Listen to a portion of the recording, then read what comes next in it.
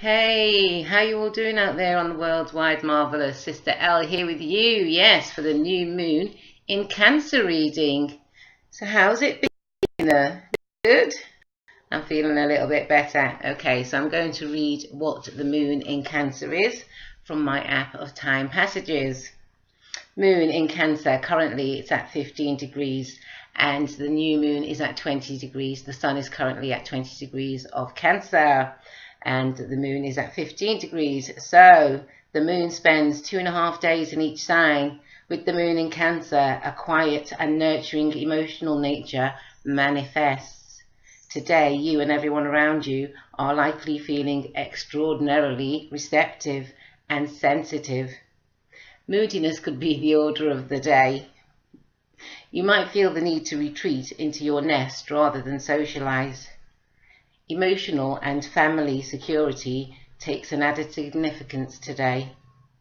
You will be feeling protective of those closest to you and also protective of yourself. You want to both mother and be mothered. In fact, you might go too far and smother. If you are not able to feel support from your family and friends, you could also feel defensive.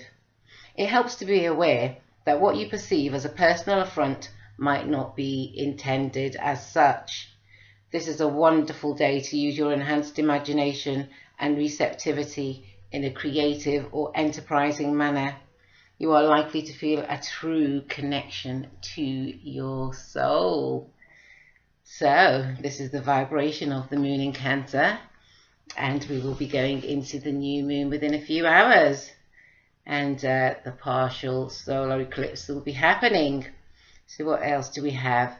So we have so Cancer, the sun and the moon's in Cancer in the first house in the astrological wheel of now, although the first house does represent Aries. I'll give you a little bit of a spec here, one of my tools my teacher gave, if you could see it. Okay, so we have Cancer here at the bottom.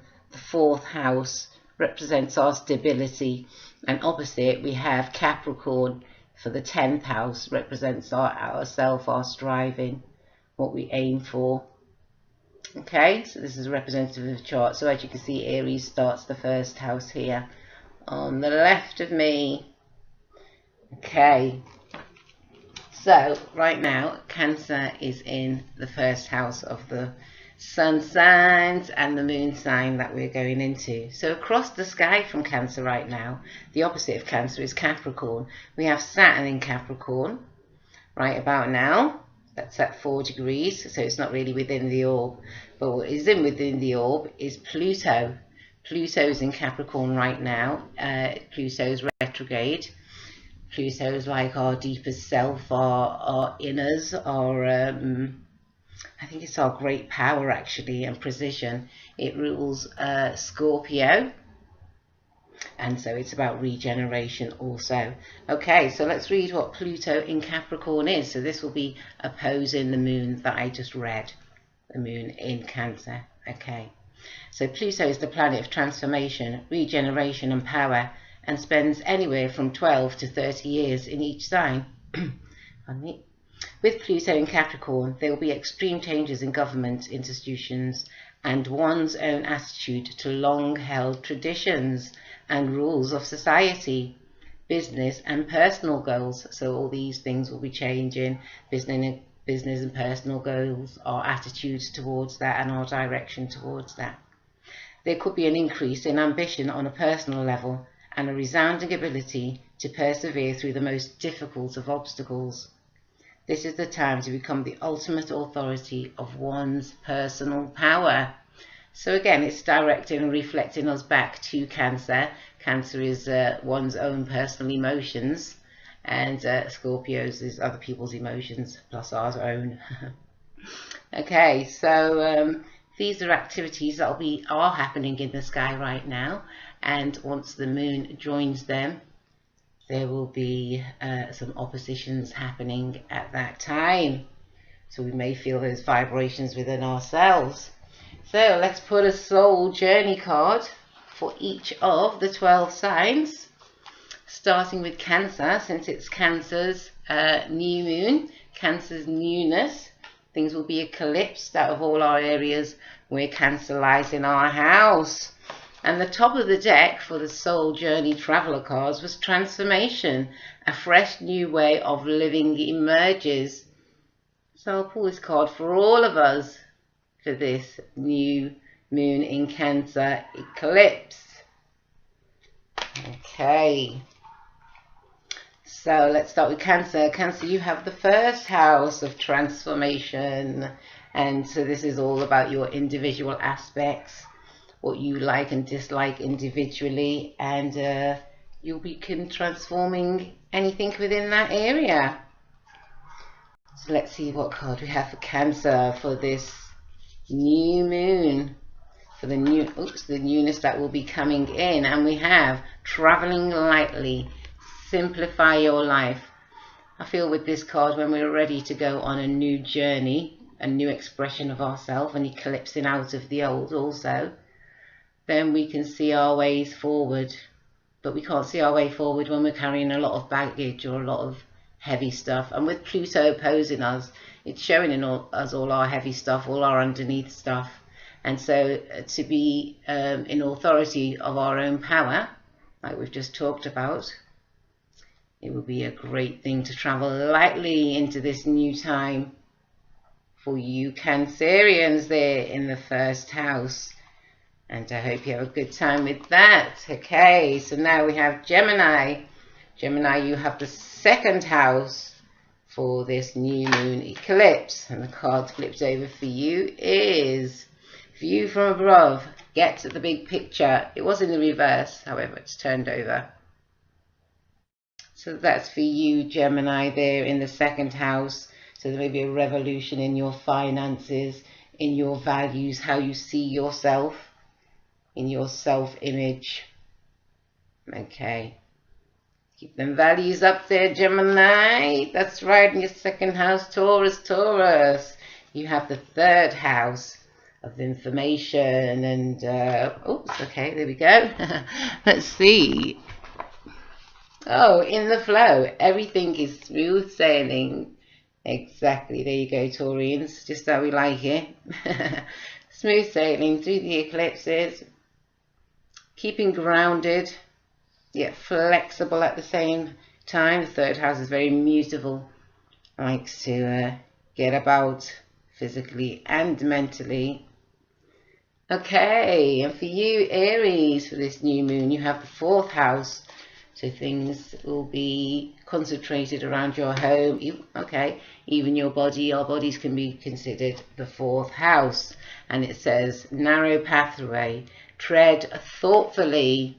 So on this new journey that you're being presented with at this time of this new moon in Cancer, solar eclipse in your fourth house, things may be changing around. Okay, the best of luck with that. And Pisces, you have the fifth house for this solar eclipse. Oops, new moon in Cancer. Oh, okay, here we go. And it's wandering path. Enjoy the journey. So enjoy the journey of your transformation there, Pisces. That's right, as you swim about, a sister sign of Cancer. You may be feeling some effects of this war, as the water signs would do. It's in your triage, it's in your sisterhood, Cancer. So you enjoy your time in the fifth house of fun and children and transformation within those areas. Okay, now we have, okay, where are we? Aquarius, you have the sixth house. Okay, here we go. Ooh, 2 cards for Aquarius. Just shove you back a little bit. Okay, so we have grounding, Aquarius, for you in the sixth house of health and balance and everyday activities. Are you grounding yourself in a new way? Your planet Uranus is currently in Taurus, a very grounded planet, first of the earth signs. So it says grounding, go deep, explore your roots, and this is indeed what Cancer is about. And the second card was uncovering treasure. Beneath the surface lies great bounty. So that's for you, Aquarius. You literally have 2 cards to balance you out there in the 6th house. In the halfway zone of the zodiac.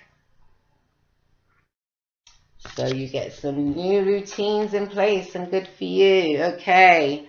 Now we have Capricorn. You have the 7th house opposite the new moon in Cancer.